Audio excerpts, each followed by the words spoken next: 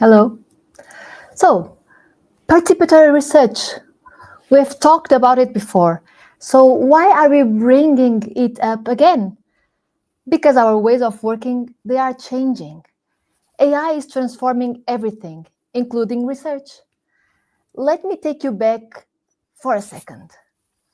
A few years ago, when I did participatory research in African rural communities, everything was manual. And then when I moved to tech, the research became digital. We were still collecting qualitative insights, but the participatory research process was much faster with digital inputs and some automations. And now we are in the generative AI era. And the way we all do research is changing again. The truth is, if we want to keep doing participatory research, we have to do it with AI. Otherwise, we simply won't be able to scale it, sustain it, or even convince stakeholders to invest in it. So, today we are going to talk about how to make participatory research future-proof without losing its human dimension. So, thank you for joining this session. My name is Ana Covinhas, and I'm specialized in systems thinking and ethnography. And my name is Catarina Nunes. Hi, everyone. I specialize in psychology and social cognition. Let me just acknowledge the other author of this talk, Andrea Mesquita, who is a product experience manager. Currently, Anna and I are strategic UX researchers at OutSystems, and OutSystems is an AI-powered low-code software development platform. And we are here to talk about how participatory research can humanize software development in this ever-evolving digital age. So, like we just saw in Anna's introduction, participatory research isn't new. It stems from activism, anthropology, and community-driven research. These are all fields where the goal wasn't just to study people, but to involve people in shaping solutions. So instead of a researcher coming in, gathering information, and leaving, participatory research puts people at the center. People document their own experiences and raise their own concerns, becoming active participants in the research. And what is more interesting is that even though this type of research started in social sciences, the exact same approach works in tech. So whether you're conducting a scientific study on human psychology, designing for farmers in Africa, or for software developers in Silicon Valley, the core idea is the same. It's the people using the product that should be shaping it. So, let's go back to that journey that I mentioned earlier. Manual process, digital AI-powered process, and now generative AI-powered research. When I first started doing this participatory research, everything was handwritten, right? So people would document their daily experience with diaries. And we provided research participants with cameras to capture everyday life. So they captured these unconventional scenarios that outsiders, like people like me, would never, ever be able to witness. Like from witch doctor rituals to household routines and traditional dances to these farming spirits. So the insights were quite rich. They were invaluable. It was amazing. But this manual process was really time consuming. So later, when I moved into tech, I started to apply the same approach, except that then diaries were digital, and instead of photos, our research participants, they captured screenshots. And we used AI-powered tools to accelerate the participatory research. For example, to do automatic transcriptions, as you can see here on the screen. So when comparing these two realities, in the tech industry, this participatory research was faster than the research projects in rural Africa. But fundamentally, it was still about understanding real people and collaborating with them. If you are interested in these real-world examples and in participatory research strategies, both in rural communities and in tech, you can check out these two videos that are called Software Developers Are People Too, using participatory research in the tech industry. But today, we are focusing on what's next. What's next? Now we are at another turning point. Gen AI is completely transforming the way we work and the way we do research. So, how do we evolve participatory research without losing its core human element? Well, to answer that, first we need to understand why participatory research is so powerful. And to understand that, we need to talk about the psychological side of it. And Katerina is the psychologist here, so. Okay, psychology to the rescue. And let's first try to understand, why is this a psychology matter? So like we saw, participatory research isn't just about gathering information. It's about the whole experience, or the way people feel when they contribute to shaping a product. In participatory research, knowledge isn't simply transmitted, it's co-created. Participants actively engage in discussions, problem solving, and reflection, making the research process more insightful and impactful.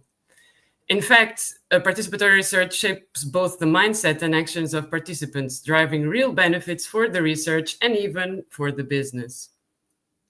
So, participatory research, the knowledge isn't simply transmitted, it's co-created between the participants and the researchers.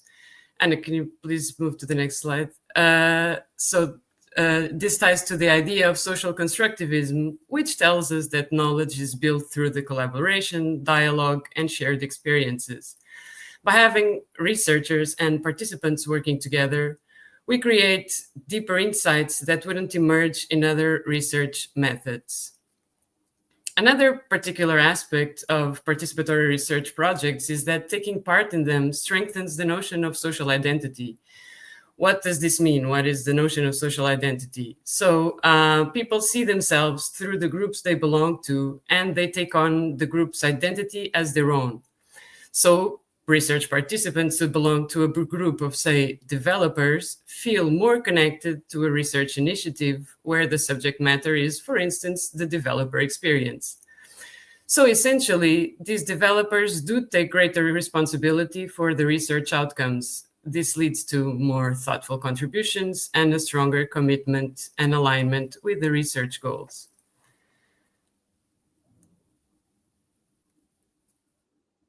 Participants, I'm sorry. So basically, we saw that participants feel ownership over their work, collaborating with researchers and with their peers, and see their knowledge and efforts making a real impact. Participatory research enables all of this. So participants are in control, feeling autonomy, feel connected, experiencing relatedness, and contribute to the solution, experience feelings of competence. These three dimensions, autonomy, relatedness, and competence, are the core drivers of motivation, according to the self-determination theory, a very well-known theory in psychology. And higher motivation levels mean that people perform better and are more creative and more persistent. So enough with the theoretical side, let's look at an example of this in action. So in our research practice in the OutSystems context, we do plenty of user research. Our users actively collaborate and engage in the research initiatives. They feel ownership over the solution they help create and feel even more that they belong to the OutSystems developer community. They also get research participation badges, which brings the recognition among the members of the OutSystems developers community. So then they proactively participate in the community forums and submit their ideas for improvement in the community ideas webpage, which is pretty cool, right? They feel that their opinion matters and makes a difference for the improvement of the tool that they actually use at work every day. So we saw the explanatory theories backing the power of participatory research. Now, what about practical outcomes? In fact, all the psychological and behavioral phenomena we were talking about here do contribute to interesting benefits that make this research type so powerful. For participants, benefits are clear. They experience higher motivation, greater sense of empowerment, improved performance, and overall well being. They don't just contribute, they feel valued and invested in the process. But the impact extends beyond participants. It's also beneficial for the quality of the research insights. Ideas are tested and refined faster, ensuring that the final product truly meets our users' needs.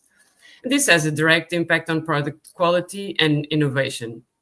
And that is a good thing because ultimately this means there may be gains for business. So, from a business perspective, participatory research can enhance customer loyalty, and a more engaged customer base leads to better products and stronger business success. So, participatory research is powerful, right? It's indeed awesome, but it's also time consuming. And in fast moving industries, that's a big problem. Convincing stakeholders like our managers, leadership teams, and decision makers to invest in participatory research isn't always easy. They care about efficiency and speed. And if something takes too long or seems too resource heavy, it's at risk of being deprioritized. So, and let's be honest, traditionally, participatory research really does require time and effort. And in an industry where deadlines are very tight, it's easy for teams to say, we don't have time for this, right? So, what happens if we can't convince them? The risk is clear. If participatory research gets deprioritized, we lose. We lose the human connection to our users. We start making decisions in isolation, and when that happens, we end up with products and services that don't truly meet user needs. Now, with emerging technologies and tools, we can make participatory research more efficient. And in fact, AI is not here to replace participatory research. It's the only way to make it sustainable in today's fast paced environment. But, and this is critical, we have to be careful not to dehumanize the process. AI can support participatory research, but it cannot replace humans. That is, real participants. What does that mean in practice? It means that AI should assist with tasks, but it shouldn't generate artificial users or replace real participant insights. AI should help us optimize the research processes, but not at the cost of genuine human experiences. If we use AI blindly, we risk losing everything that makes participatory research so powerful. Here an example on how we can use AI effectively while maintaining the human-centered focus. So here, let's start with planning studies. We can use AI to find trends and important research questions that matter to participants, but let's not let AI decide everything. People really need to shape the study to keep it fair, to keep it relevant.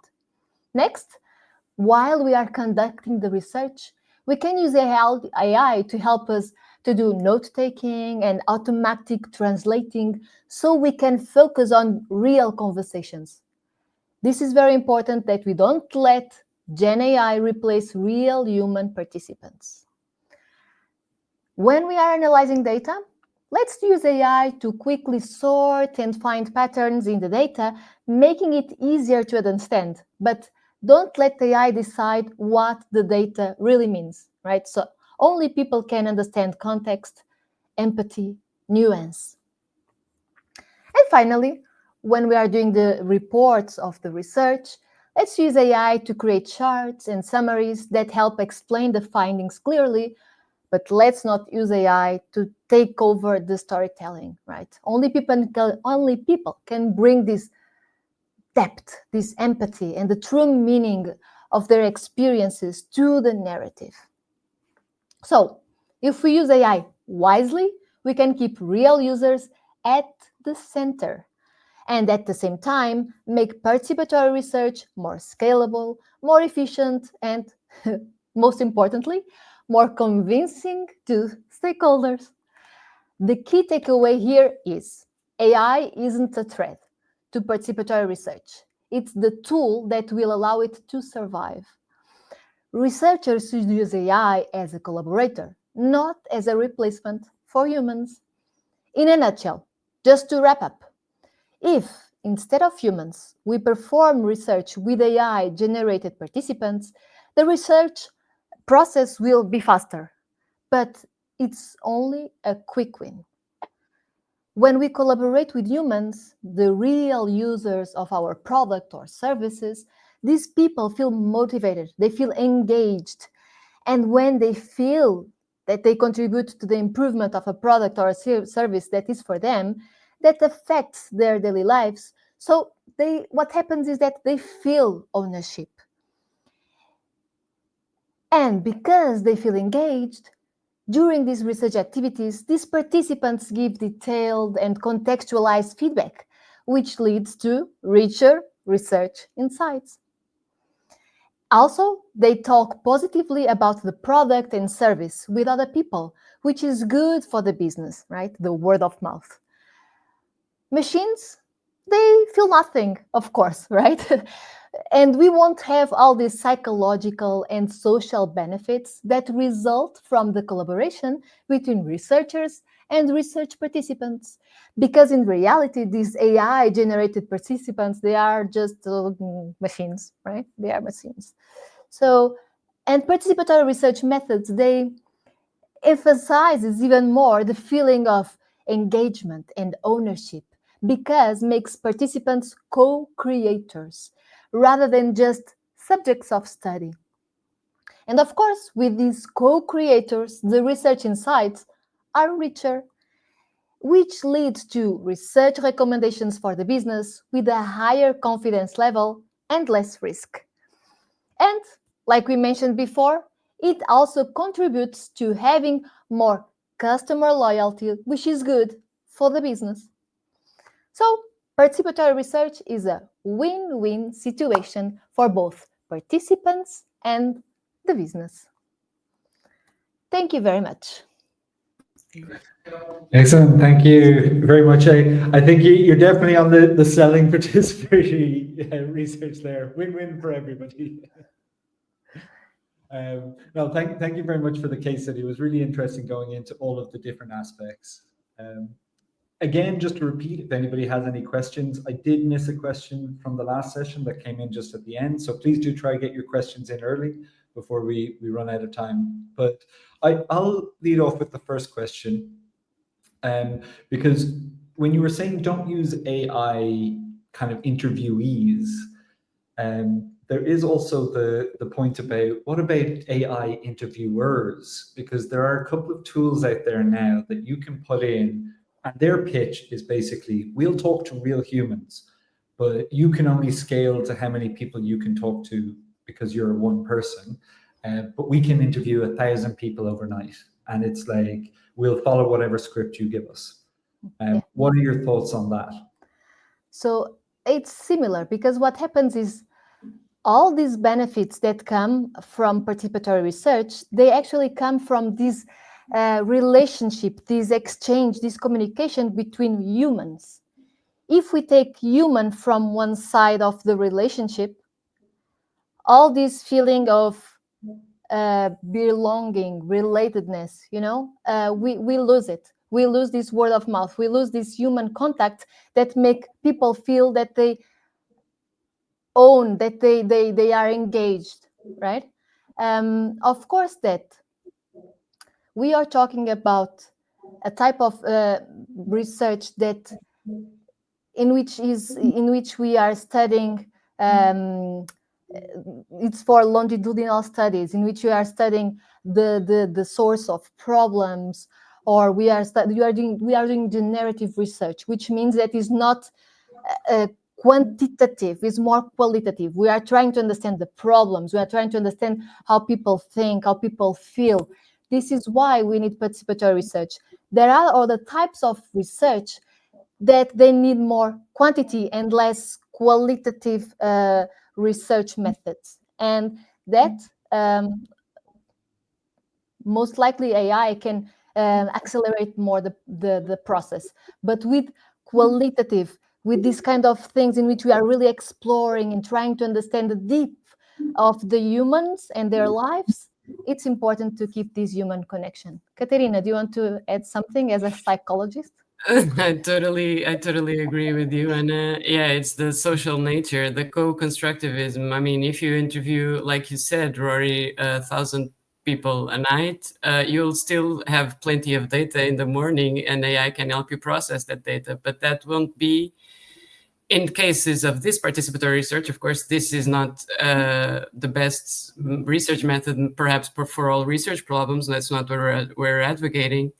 But that huge amount of data will turn into like snippets, and there's going to be missing the interaction, the co-creation of knowledge, that's based on the social constructivism, like we kind of discussed in our thesis here. Yeah, so it's when you say that kind of knowledge, do you mean that it's literally the aha moments that you're receiving as the interviewer, as people are talking, because that really instills it, versus, you know, the way when if you read a report, it's never as hard hitting as if somebody says it to you, and you can see and feel the emotion that they have when they're saying it. For example, yeah, I agree. Anna? But it's not only the aha moment. It's not only what we collect while we are doing the research. It's because they are co-creating with us, because they feel, because they participate really during the research process. There is again this exchange. You know, it's a win-win situation. They feel, we feel, they feel engaged. Word of mouth, better for the business. It's like a snowball.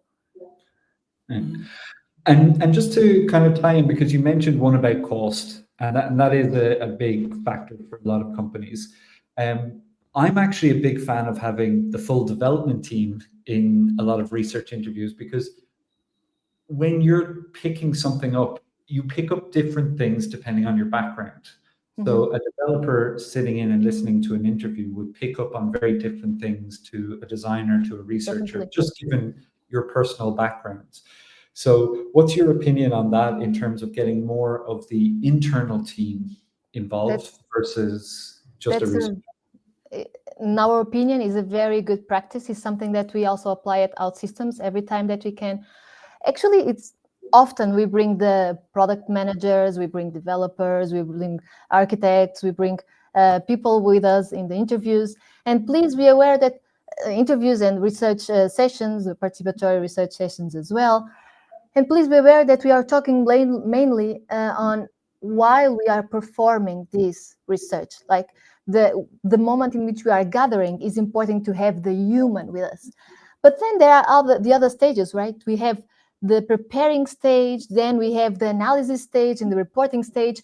Those are stages in which the AI can definitely help us a lot, accelerate the process, doing transcriptions, and you helping us analyze and doing reports. And AI can really accelerate it. That's why we need to have AI to make sure that then we accelerate all the parts of the process except the part in which we talk with real humans. That's the key thing here. It's like, let's keep the real humans and use AI for all the rest, of course, until it makes sense, right?